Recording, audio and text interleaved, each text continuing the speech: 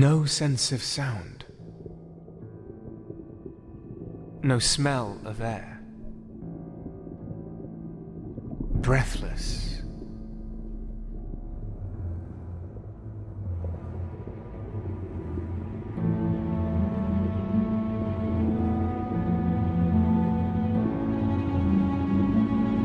I drifted among faceless shapes, without a clear distinction of form. Blinded until someone or something made me soar.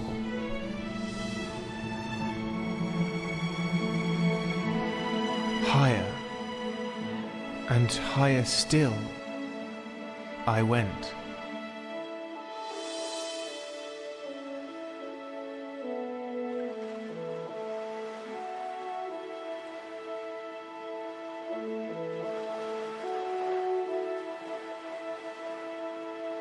That is all I can remember.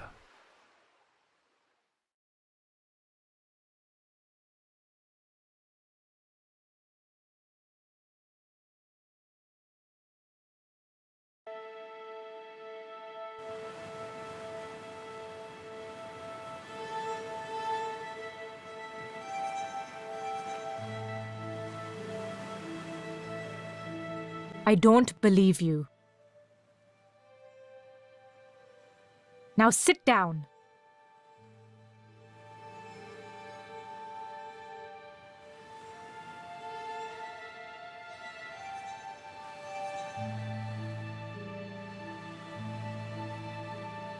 I'm sorry, but you can't leave until you tell me. Where are you from? And what is it that you seek in the colonies?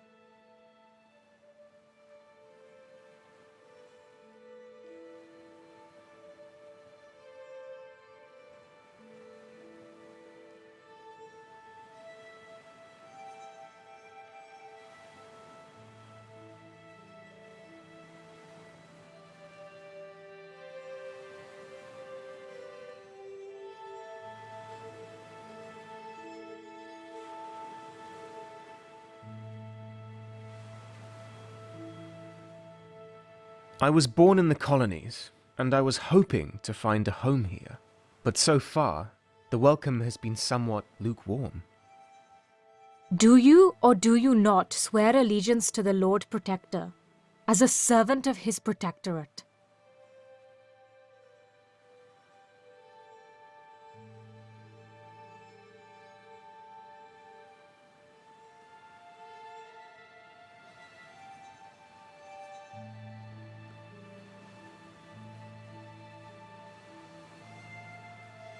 You don't have to speak.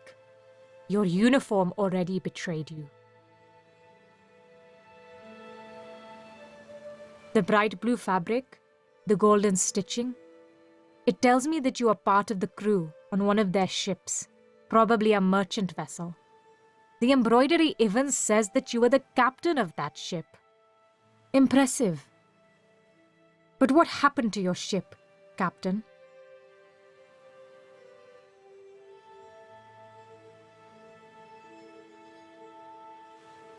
I'm sorry, I'm getting really tired.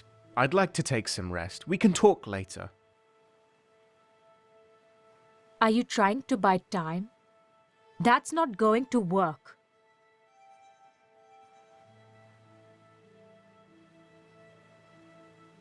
Why are you keeping me here? Locked up like some sort of animal? I'll let you go when I decide I've heard enough.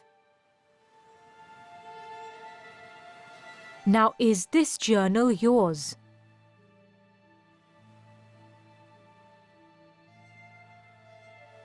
It says Devon Rensburg inside. Is that you?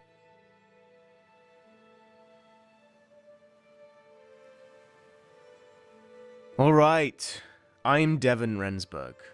And yes, that is mine. I already know it's yours. I'll give it back to you once you've enlightened me on its contents. Now read it for me. And remember, again, where are you from? And what is it that you seek in the colonies?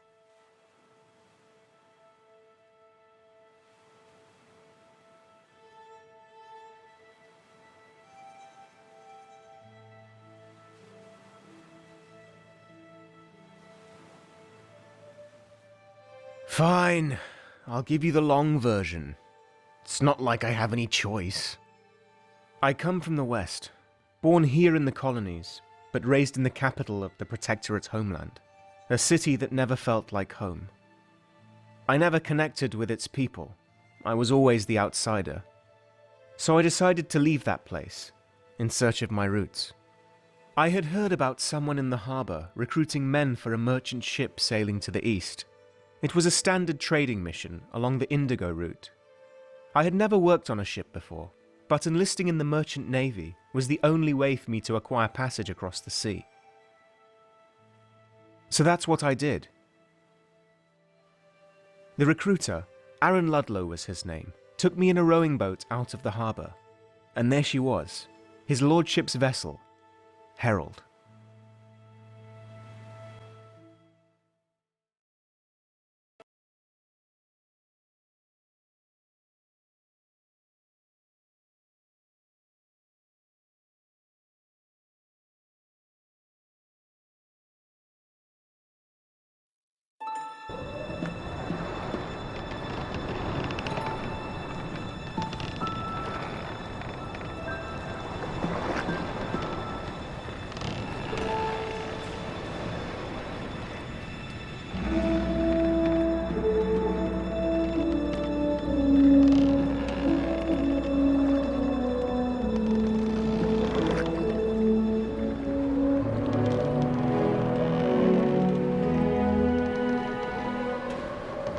By God, Ludlow, have you read this?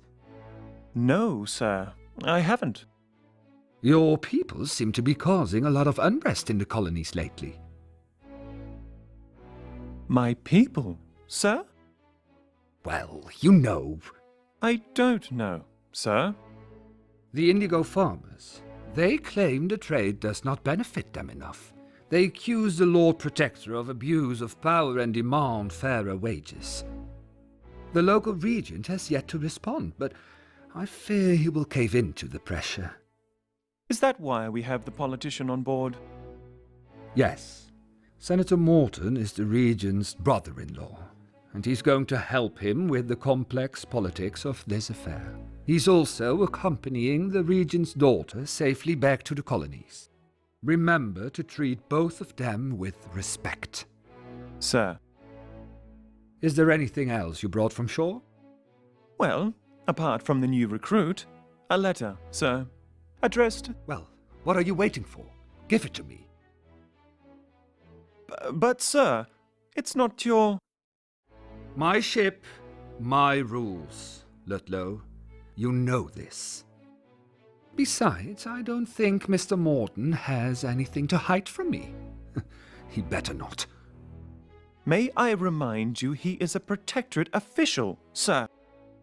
And so am I. You there, what do you think, boy? Should I open the letter or not?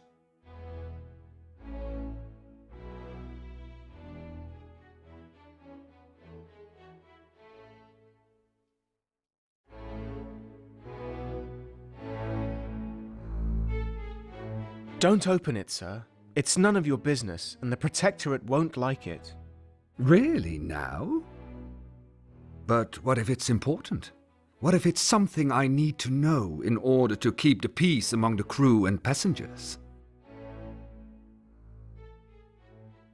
I am the captain after all, and I have the responsibility to know everything. You should remember that, Mr.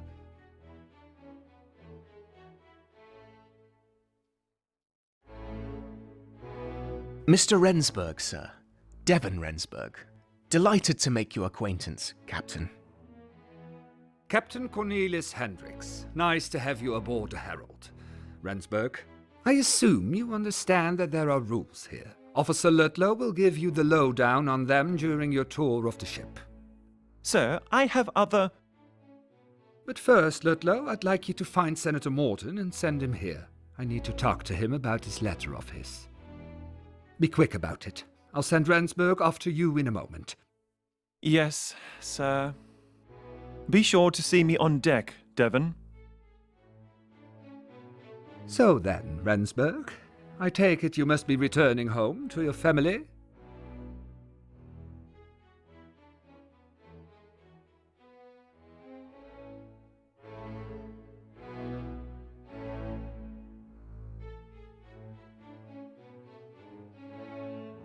Yes, I am, sir. It feels strange to say that, though, since I don't really remember my family. I was adopted. I know my father is a Protectorian, and my mother is originally from the colonies. It won't be easy to find them. That's why I'm writing everything that might help me with my search down in my journal. Yes. Yes, I see.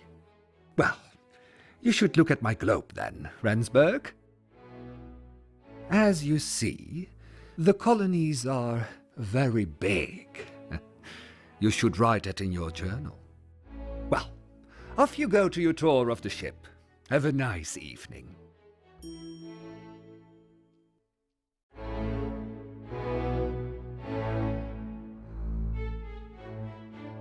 There was a globe in the room. The ornate rooster on top stretched his wings out over the world, as if protecting it.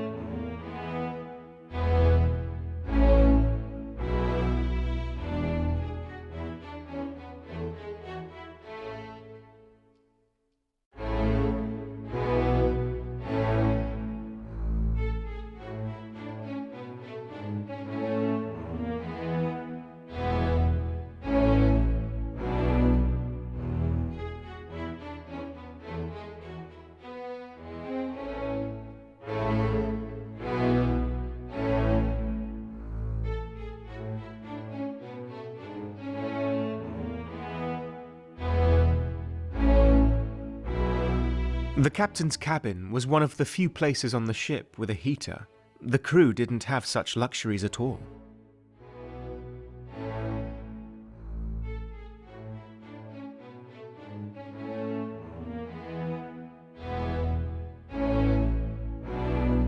The paper stand on the captain's desk was filled with letters stamped with a Protectorate seal. Cornelius Hendricks seemed to be an important man.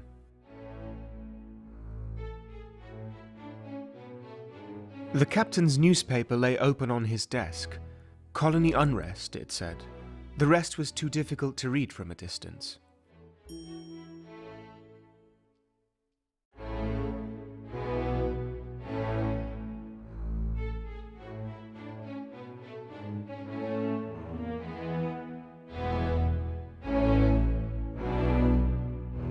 Looking at the display cabinet, I wondered what his collection of exotic and antique weapons said about the captain's character.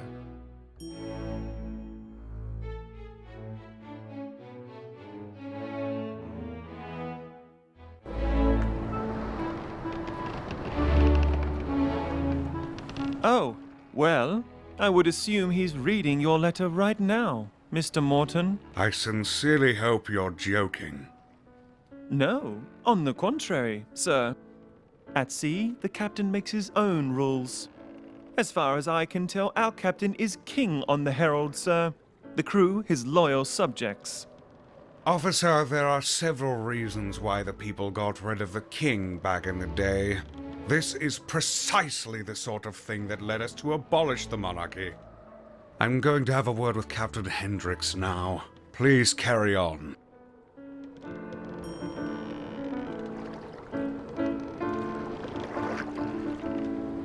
The captain's cabin was strictly off limits without an invitation from the captain himself. Not one, but two large ornate compasses stood on the poop deck near the ship's wheel. Protectorate design seems to favor perfect symmetry.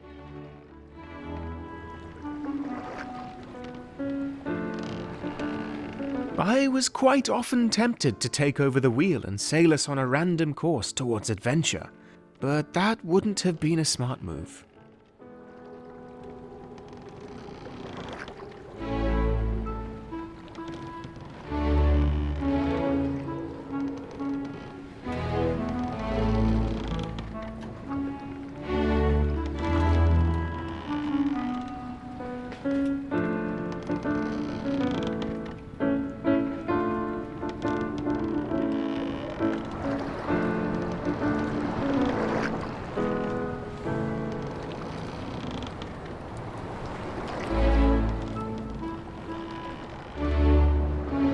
That, Devon, was Senator Lewis Morton. Did you see the look on his face when I told him the captain opened his letter? Pure agony.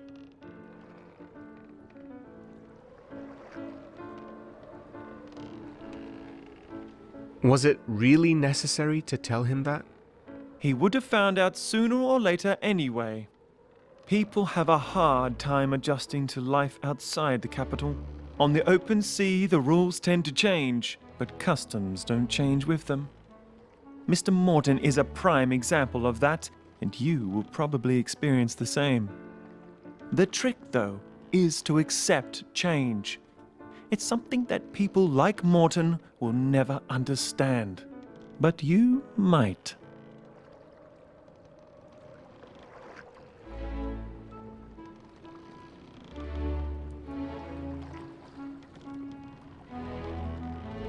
What makes you believe I will? There's a reason I picked you from the lot. I rarely choose anybody who is unfit for a life at sea. Now for your tour. Welcome aboard His Lordship's vessel, Herald.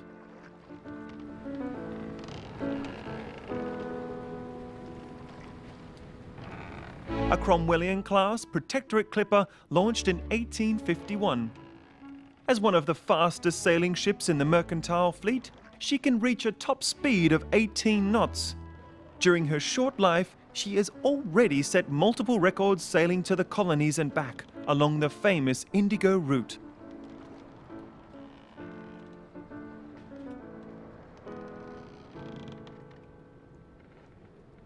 Really? How fast is 18 knots exactly? A knot is the equivalent of 1 nautical mile per hour. Since a nautical mile is a little over a regular mile, it means the Herald can sail at approximately 21 miles per hour. And before you start, we still use imperial measurement at sea. Metric is yet to catch on in the Navy. Proof that even sailors have a hard time adjusting to certain changes. Now let's move on to the deckhouse.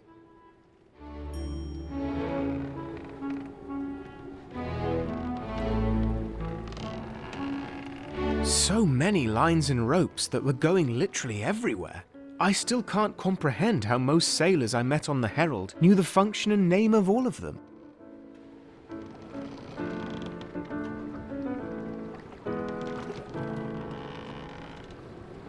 The bilge pump on the weather deck was used every day. Even in good weather, some water tends to end up below decks.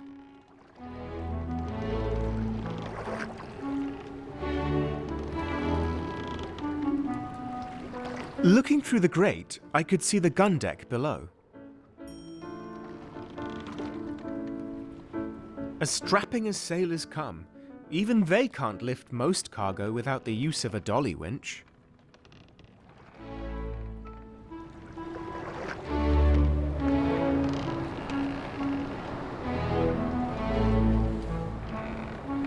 The Cromwellian class ship type is named after one of the Protectorate's founding fathers, Oliver Cromwell.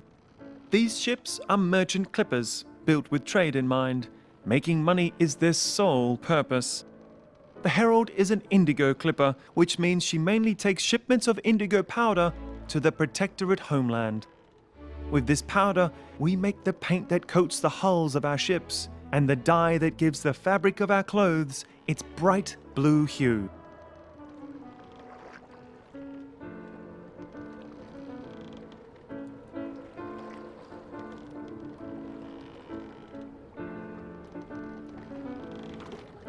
You've lived in the capital, Devon. Never noticed the rooftops of its buildings or the clothes of its people? Everything has been colored blue there. The color blue touches on much that the Protectorate holds dear. And indigo is made from a plant that produces the only known blue dye that withstands heavy wear. Until anybody finds a cheaper substitute, the indigo trade remains an invaluable part of our economy.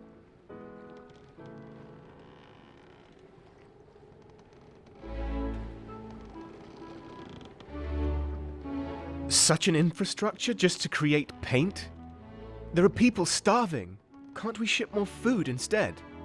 You should not see it that way. People with money make the world go round. After all, the Protectorate is built upon free market principles that foster progress through supply and demand.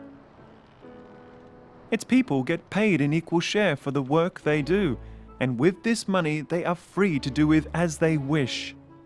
I am not fond of life on shore, but even I can see that the system works. For most people, at least. Now, onto the bow of the ship.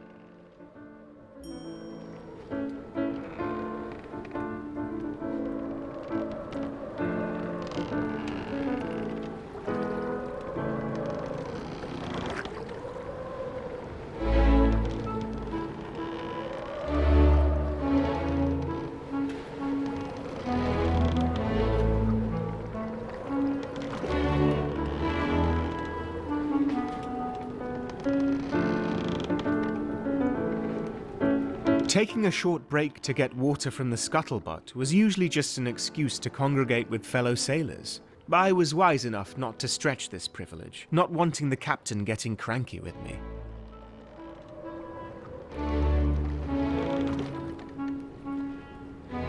On the foremast, near the deck house, hung an ornate bronze bell. As much as I hated it when its sharp sound pierced my ears, I was happy when it told me my watch was over.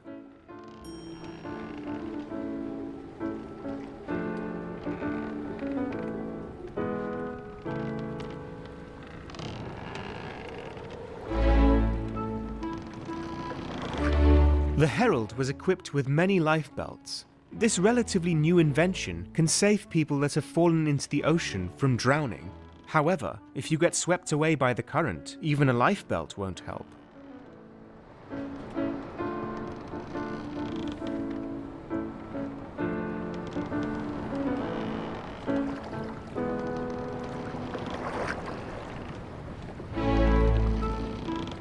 There was one particular corner on the main deck where the captain couldn't see you from the poop or front deck. Littered with boxes, barrels and sacks, it provided cover for those in a bit of a lazy mood. All day long you could hear the chickens cackle. Though the meat was reserved for friends of the captain, their eggs were a special treat for the crew at weekends.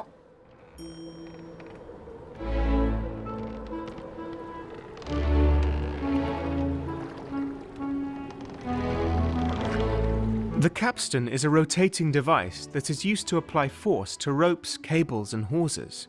But I've heard that some captains tie disobedient sailors to it, with their arms and legs spread across the levers.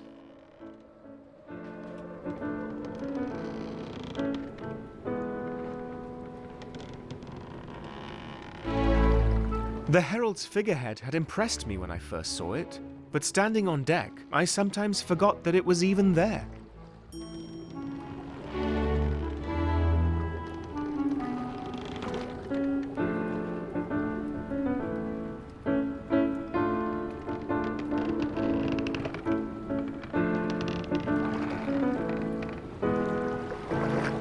We are standing on the weather deck right now, where you will work every day ensuring the safe passage to the colonies.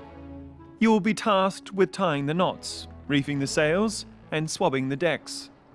There will be no talking to first-class passengers, no idling around the ship at night, no begging, no fighting, no stealing, and most of all, don't get caught trespassing. Now that sounds like a lot for you to worry about, right?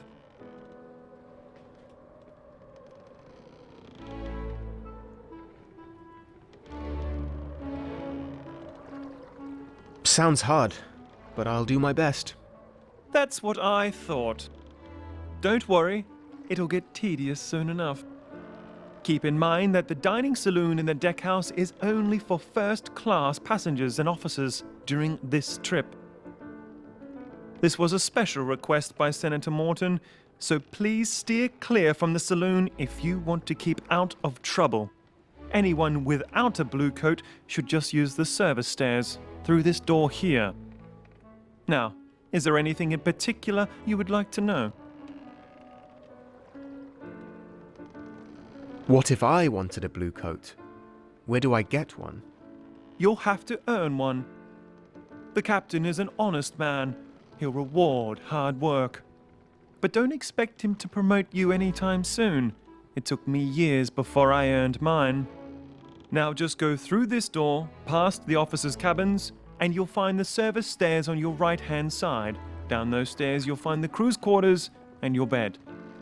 That concludes the tour, Devon. I hope you enjoyed it. I will have to stay out here. I'm on watch tonight. The boatswain will wake you up tomorrow morning to prepare you for the day. Good night.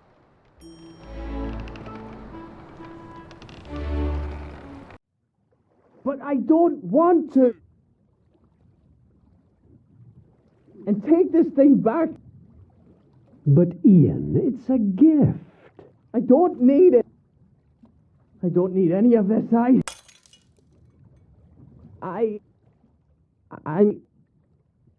Get out. I didn't mean to. Get out.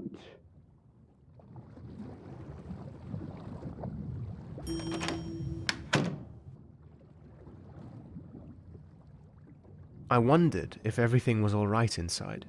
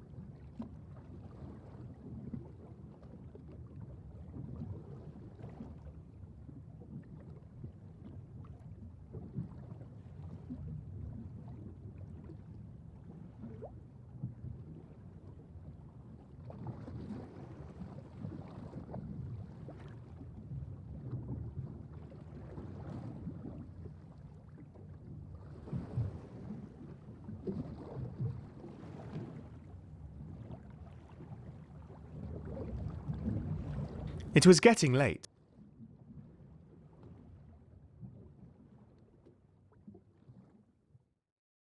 It was a peculiar place for a sink. I suspect it didn't fit in the officers' cabins. God forbid that officers have to use the same one as the rest of us.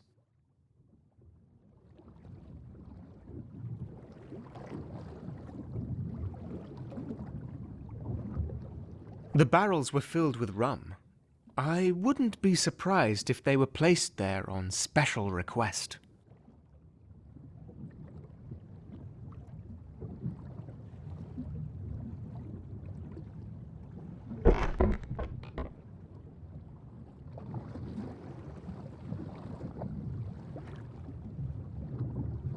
I know you are out there, and even though Mother taught me to address you properly, I know your language is different from ours.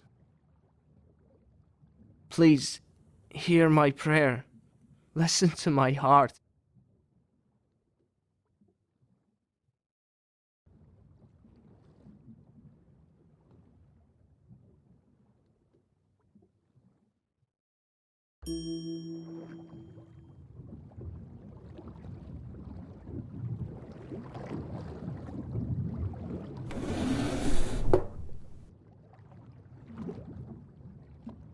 I was quite surprised to find a flag in the drawer. I'm sure it would not have pleased the Lord Protector to see our symbol of power tucked away in a nightstand.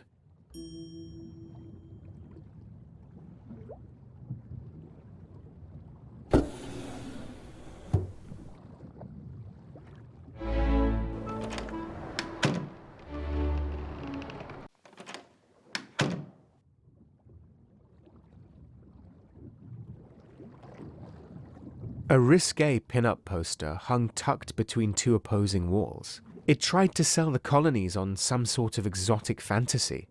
I have to admit that its delusions were once mine.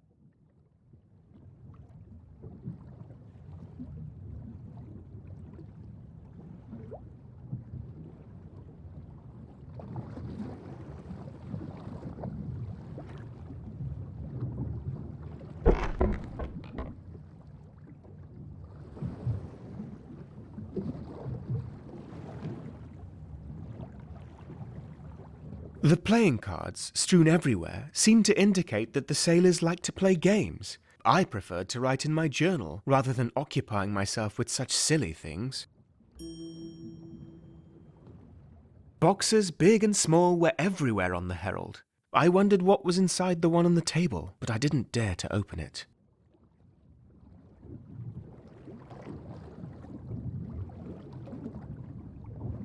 On the table stood an open bottle of wine, and there it remained for the rest of the voyage. Maybe I should have taken it to the galley to be used as vinegar. The apples reminded me of home. Looking out of the window of my small room, I used to dream about this journey while staring at the fruit trees in the garden.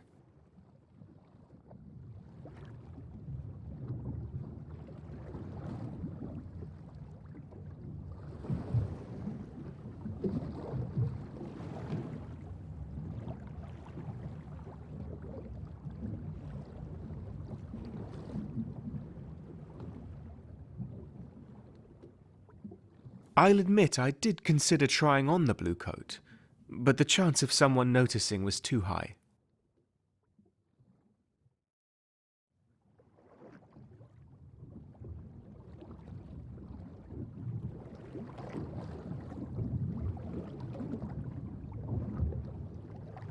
It was getting late. I had to go to bed.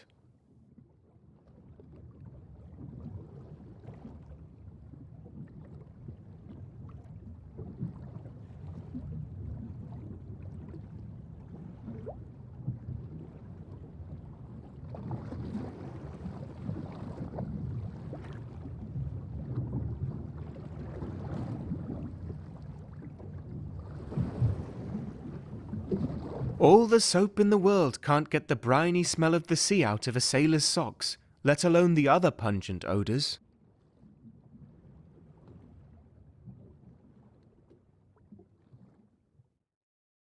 It was getting late. I had to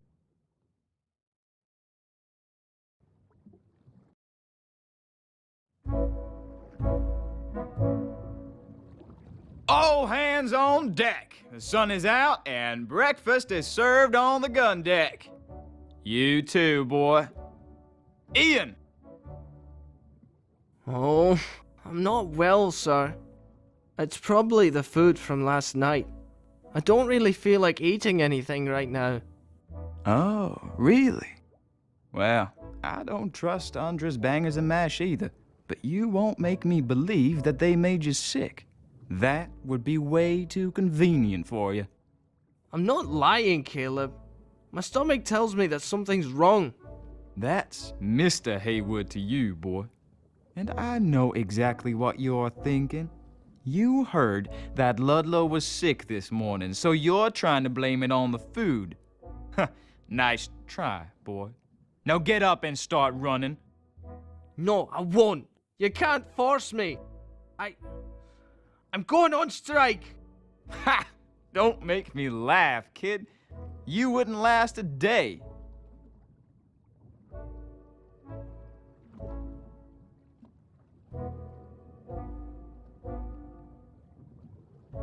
Excuse me, but I could take over the boys' duties for today, if that is necessary. You the new guy. Rensburg, ain't it? I'm Haywood, boatswain on this here ship. If you want to help, you could report to Officer Brunswick at the helm. Needs his boy to do an errand for him.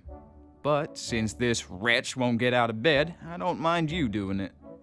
Though, if I were you, I wouldn't do no favor for that lazy kid.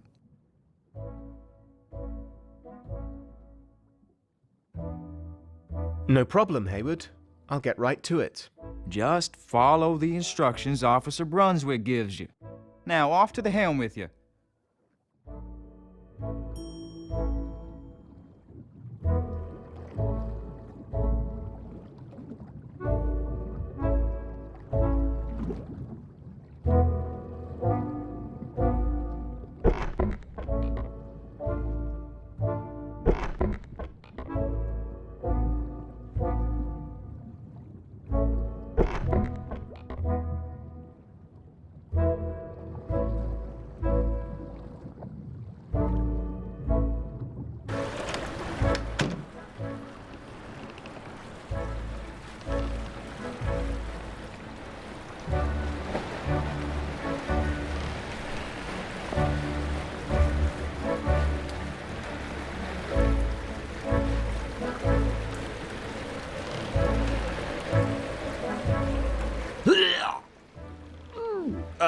Seasick again.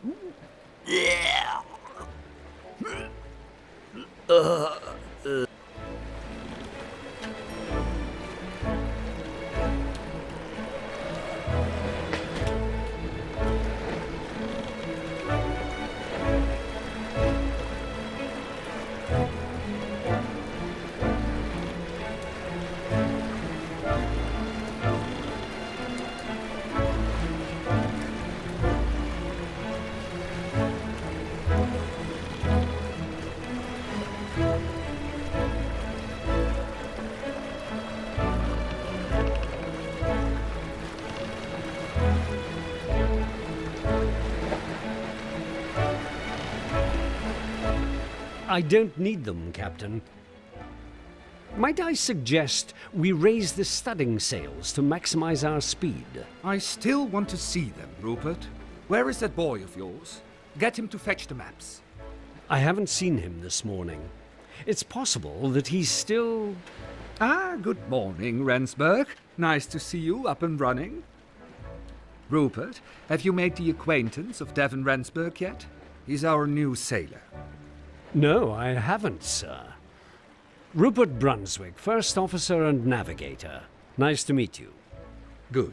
Now, Rensburg, have you by any chance seen a boy named Ian this morning?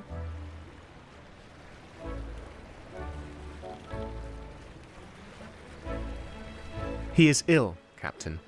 Not feeling well at all, he said. So I'm taking his place for today. When is that boy going to step up his game, Rupert? He's your student. Discipline him, or I will.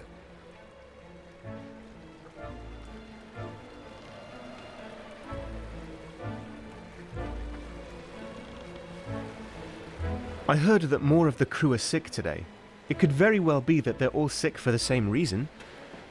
Nonsense. The boy is weak. He needs to be dealt with swiftly, lest he never become a man. I agree that Ian might be a bit weak, frail even. But a man with his gentleness is something the world might benefit from one day. Some say you're soft, officer. But I appreciate your honesty. There is no denying that it has got you quite far in life. Please, just leave the boy for a day. I'm sure Rensburg will do fine in his stead. Right, Rensburg?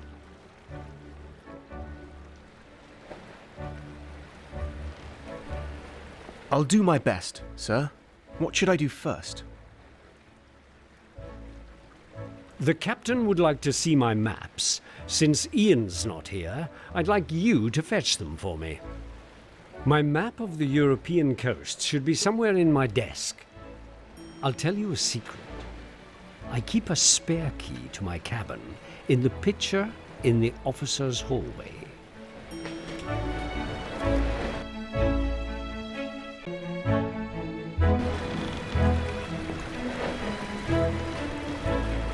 I was quite often tempted to take over the wheel and sail us on a random course towards adventure, but that wouldn't have been a smart move.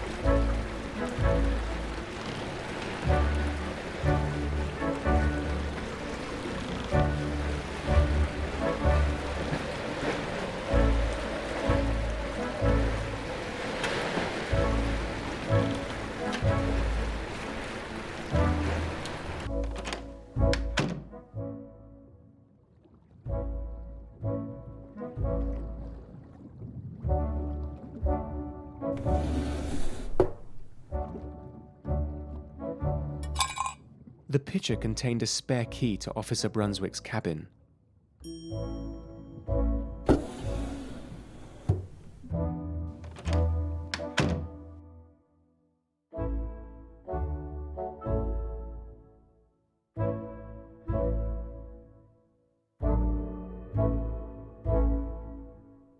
On the writing slope lay a detailed map of the African coast, the sea full of lines, markings and notes I didn't understand.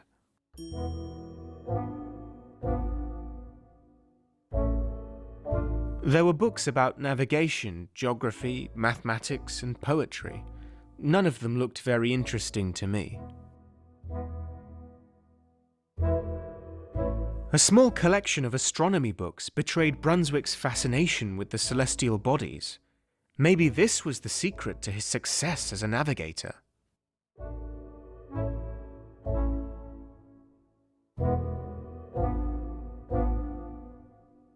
Looking through the Merchant Navy's handbook, I discovered that officers are usually allowed to carry guns, but other members of the crew are not. A beautiful brass sextant was sitting on Brunswick's writing slope. I recall a teacher telling me how this complex device works, but I'll be damned if I can remember.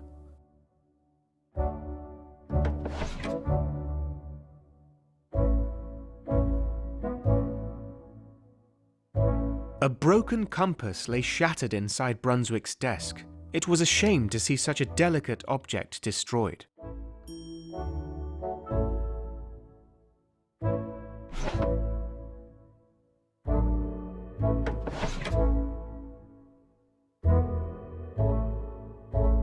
I found Brunswick's maps of the European coast inside the drawer of his desk.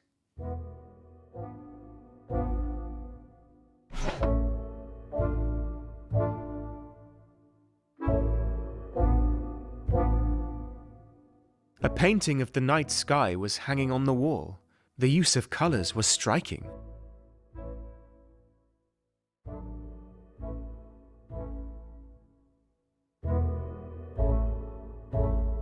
One of the paintings on Brunswick's wall was a depiction of the Battle of the final battle of the Anglo-Dutch War.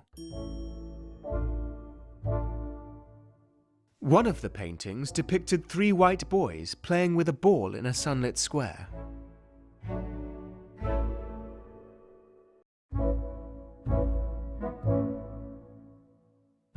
On the top shelf stood a portrait of a stern-looking man. I later learned it was Brunswick's mother.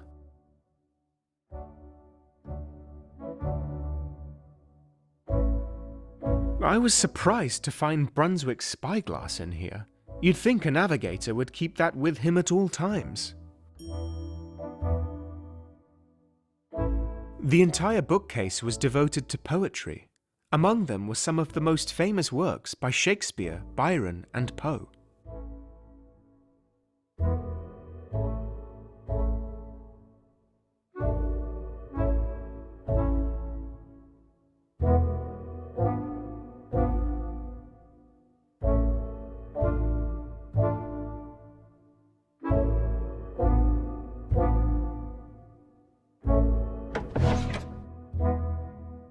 I found Brunswick's maps of the European coast.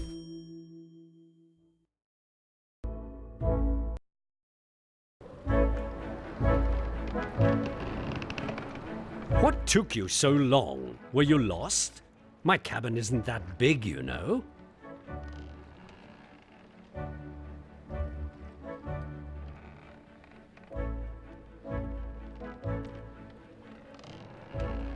I'm sorry, sir. I'll ensure that I'm faster next time. Ian would have done such a simple task in mere seconds. Give me the maps, Ransberg. Well, that's convenient. According to these calculations, raising the studding sails might double our speed. Ransberg, find Boatswain Haywood and ask him where he keeps his studding sails. He's probably somewhere near his workshop.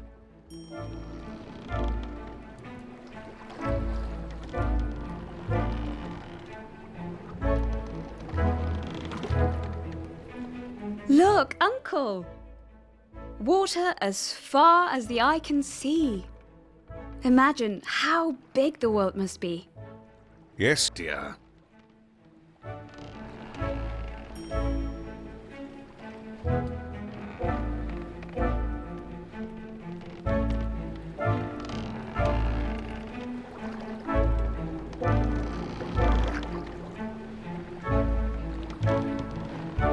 A brass sign forbade anyone but passengers and officers to enter the deck house. It appeared to have been placed quite recently.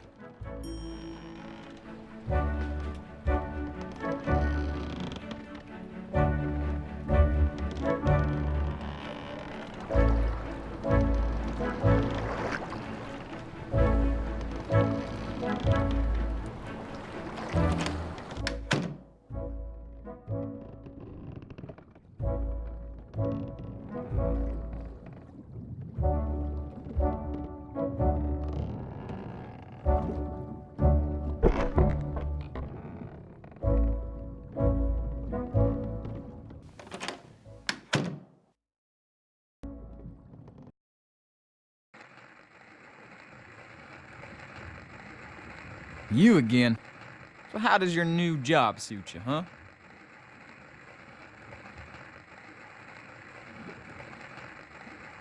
I'm doing fine. It's not the best work, but it's not that hard either. Well, of course they wouldn't trust you with hard work like mine. Now would they? So, what do you want?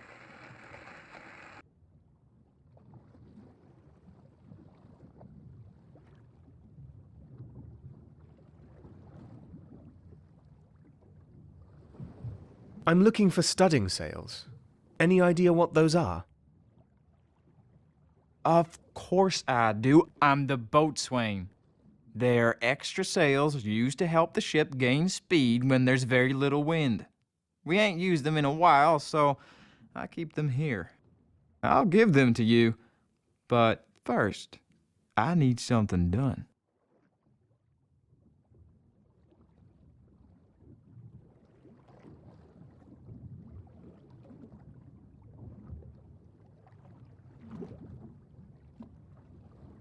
What exactly are you talking about? Someone's been sneaking around my workbench.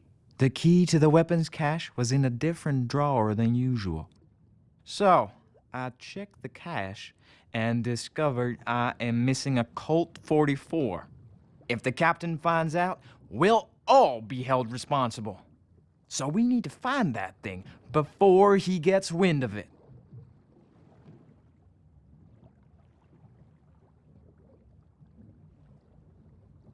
Why not tell the captain and let the officers sort the matter out? You expect them to care about who did it? Even though only one gun has disappeared, we'll all get the whip for it. You've never seen the captain in a fit. He can be a brute when he believes he has to discipline his crew. I still got the gashes on my back from the last time he made an example out of us. You are new, fresh meat that needs to be tenderized in the eyes of our superiors. Now, go and find out who stole that thing, will you? And be careful what you ask people. We don't want to cause a panic now, do we?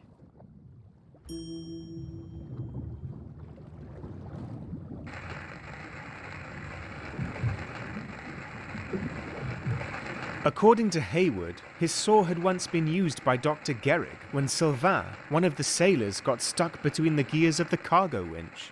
Since that day, it's been a lot easier for me to tell them brothers apart, he added with a smirk.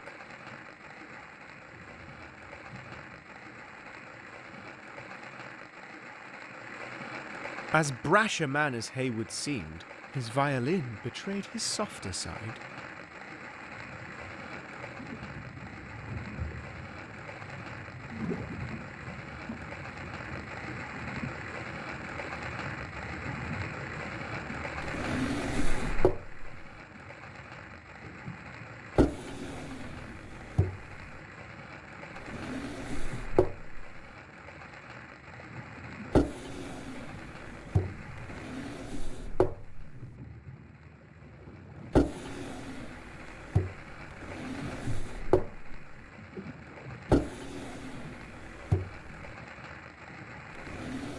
You could expect to find something as random as a drawer full of door handles from time to time.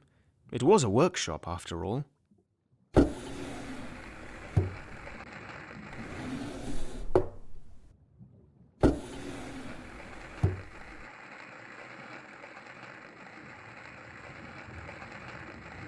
The gun deck was off-limits during my shift. Spare sails hung in the nets above my head. Some were still pristine white, indicating they had never been used.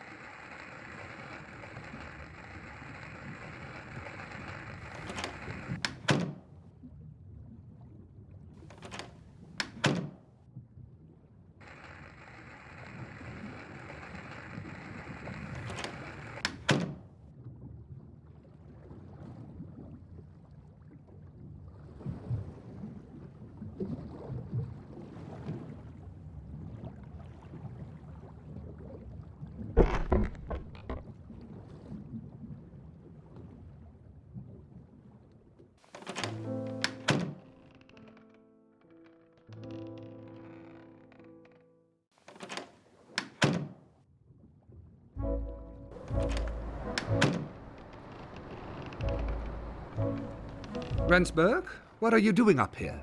Shouldn't you be getting those sills?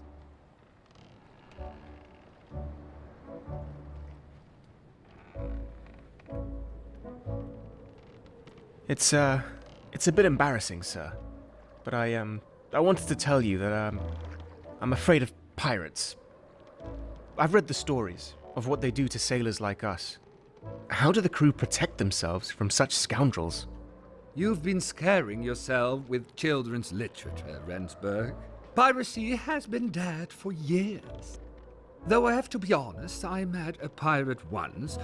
Not very scary, just a foolish robber who thought he could earn easy money by killing people. Such savagery. But you should hurry up now and get those studding sails from the boatswain.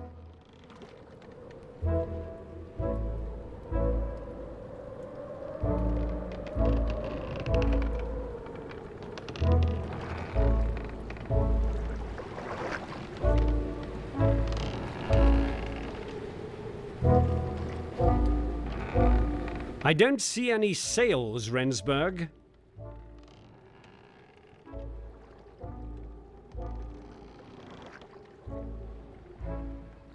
I'm sorry, sir. I'm concerned about Ian. He seems angry about something. He's just being a pubescent boy, like always. Children his age can be very stubborn. He'll grow out of it.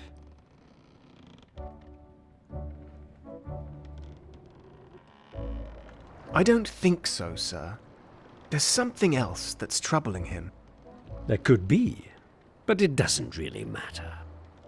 Growing up, the boy was often difficult to handle. Why do you think he's here in the first place? It was his mother, Mary, who asked me to take him in as my protégé. I care about Mary and her family, so I couldn't refuse. But now, I regret that I didn't. I tried to reason with Ian, tried to convince him that I only want to protect him from harm. He just doesn't believe me.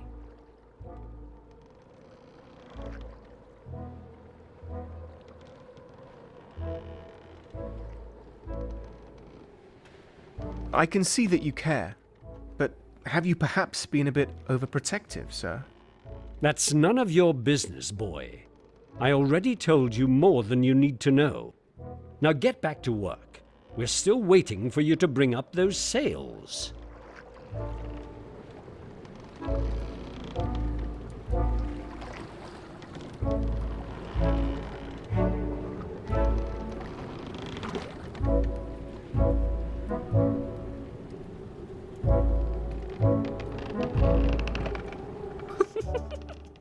You have to see your face.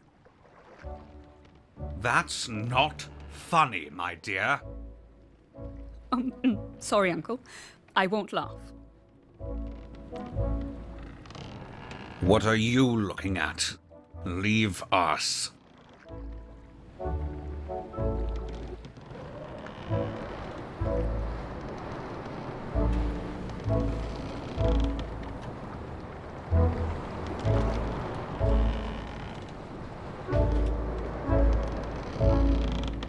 The captain's cabin was strictly off.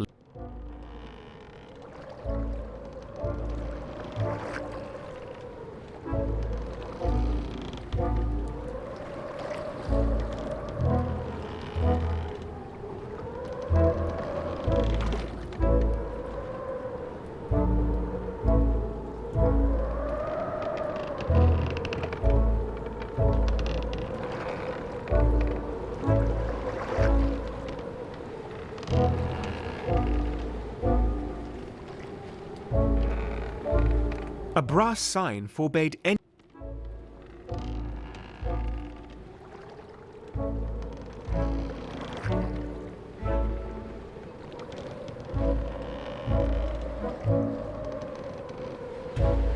Came to tell me off too?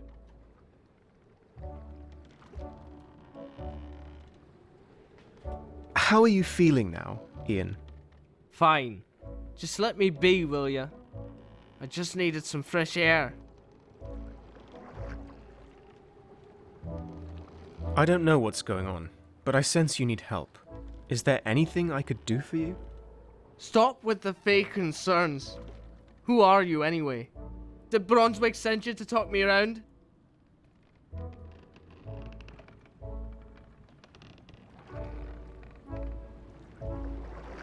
I'm Devon Rensburg. I'm new. I just wanted to let you know that Brunswick is really worried. I think he really cares about you. Of course he cares. Him and his weird requests.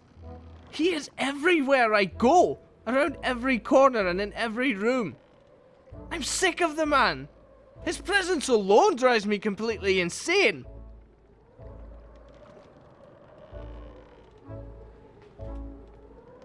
Did Brunswick hurt you, Ian? Well, on some nights, he wants me to come to his cabin. And when I do, he'll ask me to sit on the side of his bed. Then, he takes out a notebook, one that he hides for fear of others reading it. And then he forces me to listen to him reciting his corny poetry.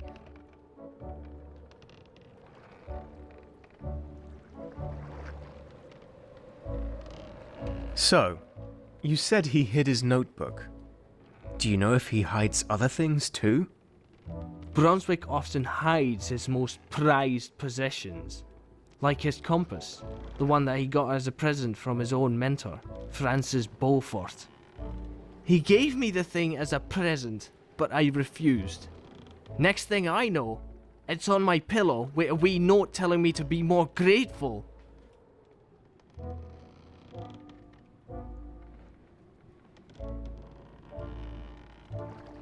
All right. I'm sure there's more. Maybe he's written his secrets in his notebook.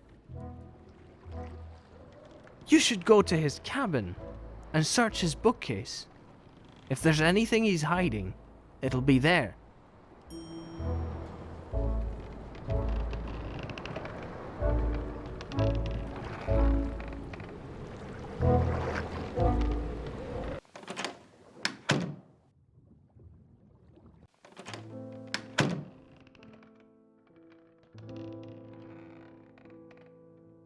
On the top shelf stood a port.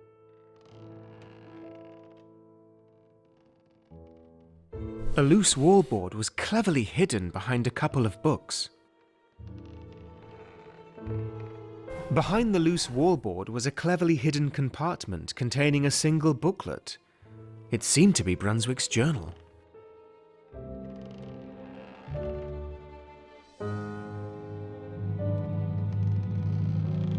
Brunswick seemed to like writing rather cheesy poetry.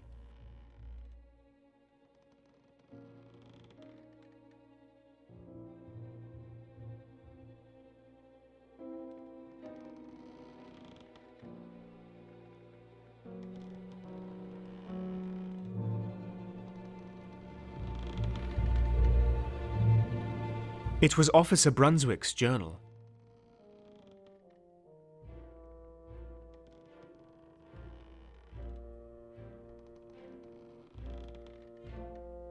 Brunswick's last entry told about a hole in the wall behind one of the paintings. There was a poem and something about calculations on the page.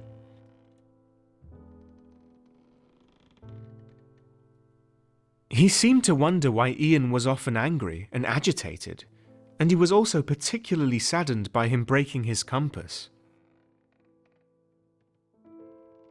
Brunswick wrote about Ian in his journal.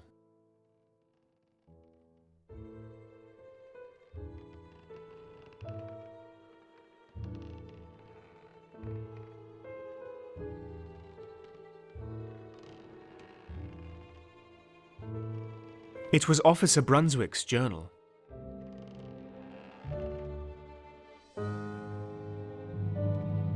The paintings seemed to have been moved recently. Behind it was a small gap between the planks.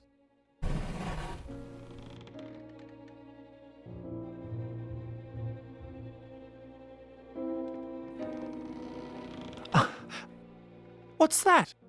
Is there someone spying on me?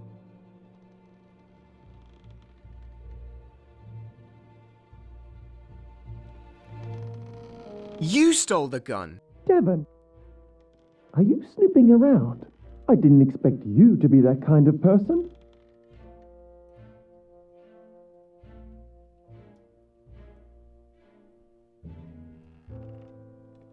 No, I'm looking for a missing gun, and I think I just found it. Shh, be quiet. Come into my cabin. I'll unlock the door for you. Before you start, please, listen to me, Devon. I know it's against the captain's rules and all, but some rules are there to be broken.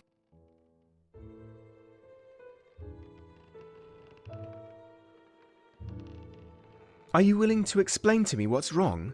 You seem troubled. I'm fine, don't worry.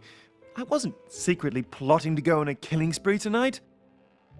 But you never know. I might change my mind.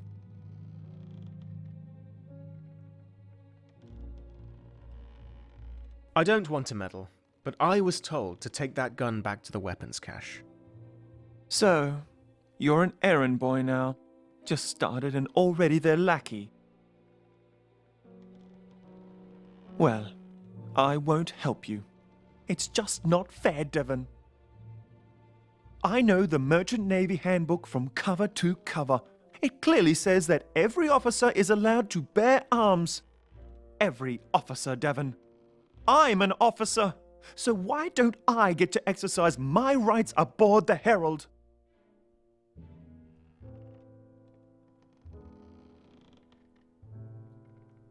Have you asked the captain why he banned guns?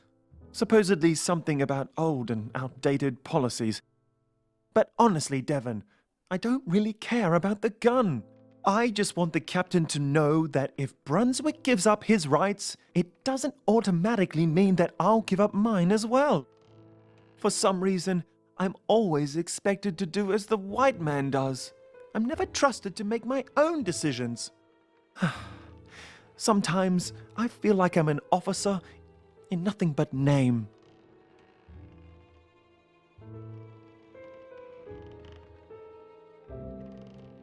You won't achieve any recognition by breaking the captain's rules. If an officer wants respect, he has to deserve it. I won't tell anybody you took the gun, but only if you return it to the weapons cache. If you do, then do it now, before the shift changes and everyone wakes up. Ha! Caught you red-handed. Good job, Rensburg. How dare you barge in here? Didn't your mother teach you that stealing is wrong? Stealing? I am exercising my rights as an officer. Now get out of my cabin. You really think that those fancy clothes give you any rights? Now, act like you're supposed to and give that back.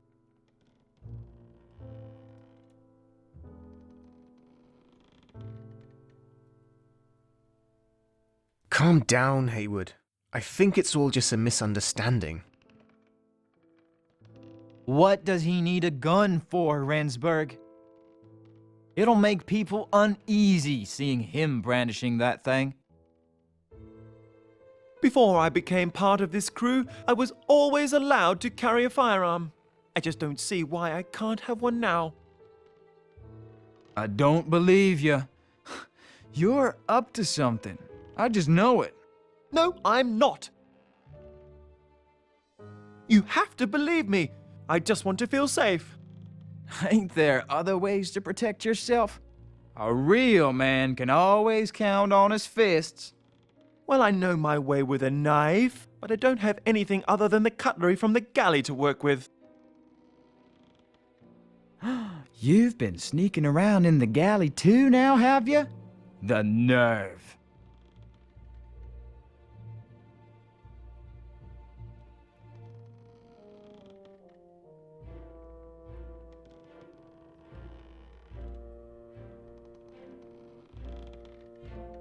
Give the gun back, Ludlow. It's not yours.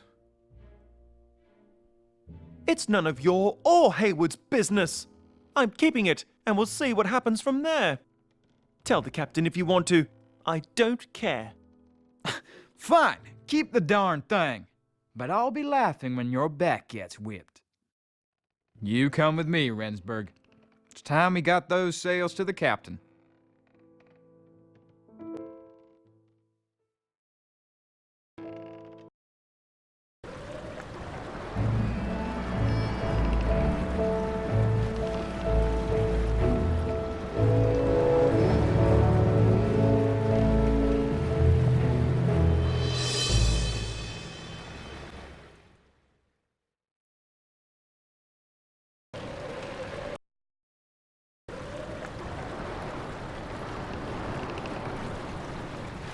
Thank you for helping me yesterday.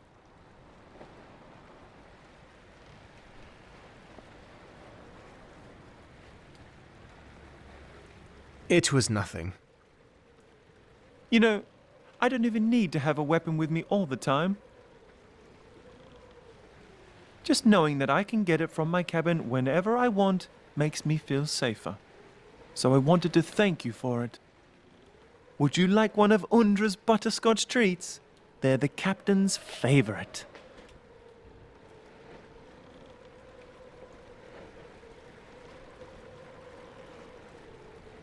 Well, okay then.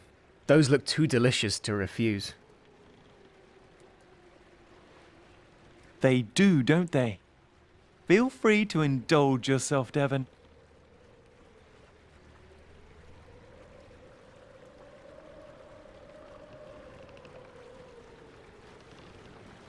Everybody has been calling me Rensburg all the time. How come you're the only one that calls me Devon? I thought you'd never ask. I need allies, Devon, and friends can provide a kind of protection that a weapon never will. Back in the capital, I picked you, and believe me, that wasn't without reason.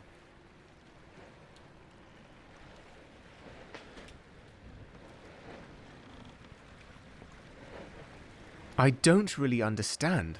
What do you need allies for?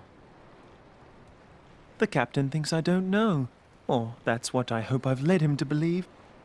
But I read his newspaper the moment I got my hands on it. Here, take a look.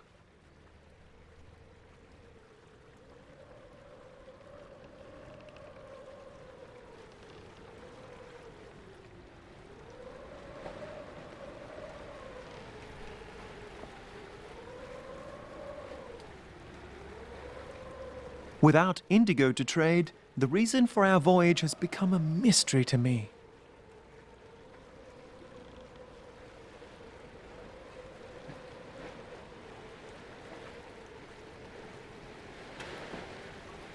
What are you thinking?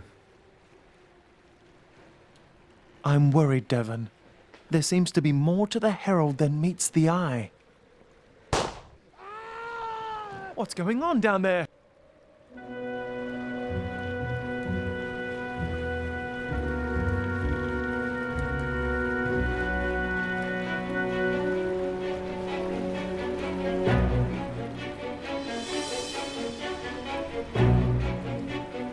Don't come any closer!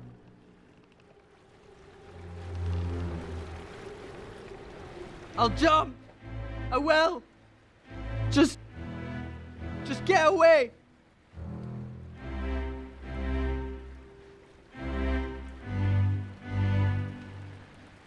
What happened? What did you do? It was his hand that guided me. But now I need to finish it. I must.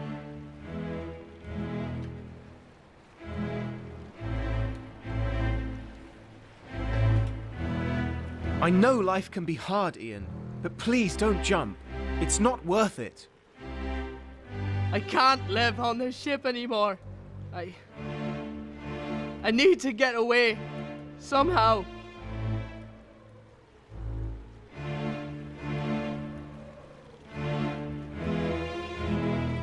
I understand you, Ian. I really do. I've read the poetry, and I see what you were going through now. Please, let me help you. Forget the poetry. You don't understand me at all. You're lying. Every single one of you is lying. Protecting your own filthy interests.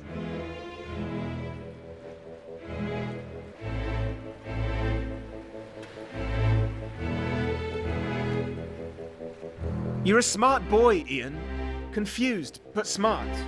Don't prove them right by doing something as stupid as this. But this is the only way. I've been shown this is the only way.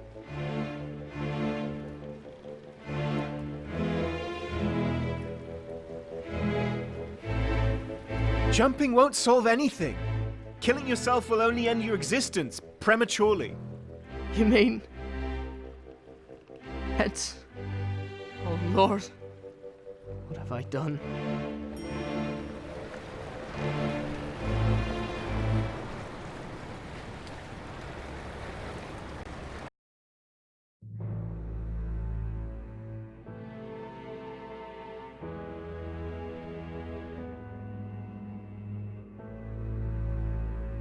I had saved Ian from making another mistake. But none of the crew cared for the cabin boy's fate. They were all too busy tending to the esteemed navigator, who was bleeding out on the deck below us.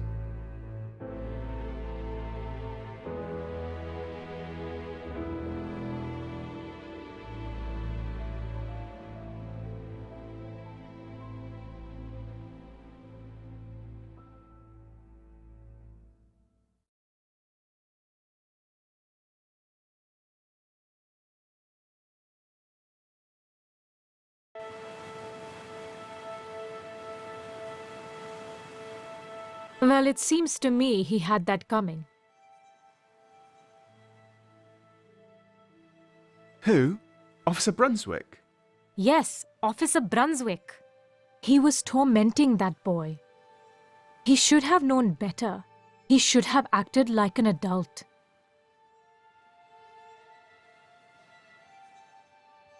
Yes, but a man of such fame is hard-pressed to believe that he's wrong. Deep down inside, though, I think he knew. When somebody places his or her trust in your good judgment, you better not abuse that, or it will come back to you, Devon. In this case, Brunswick just went too far, even with all his good intentions. As a teacher and mentor, he should have known better.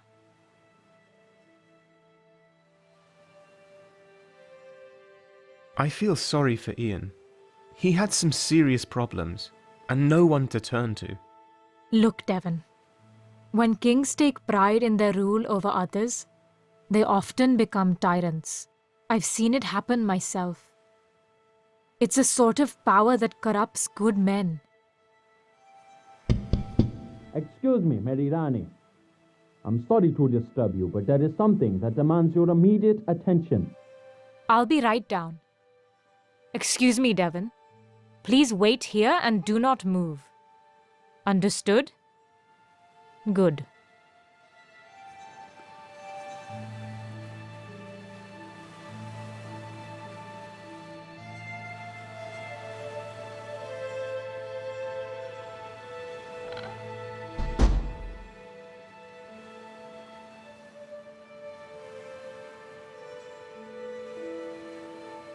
What a beautiful ring.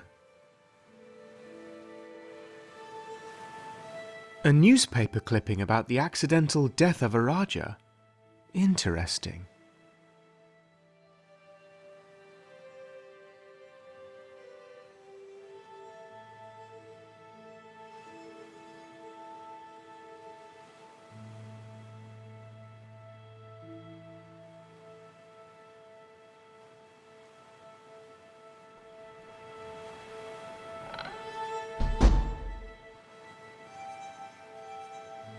Now, when did I say you could walk around while I was gone?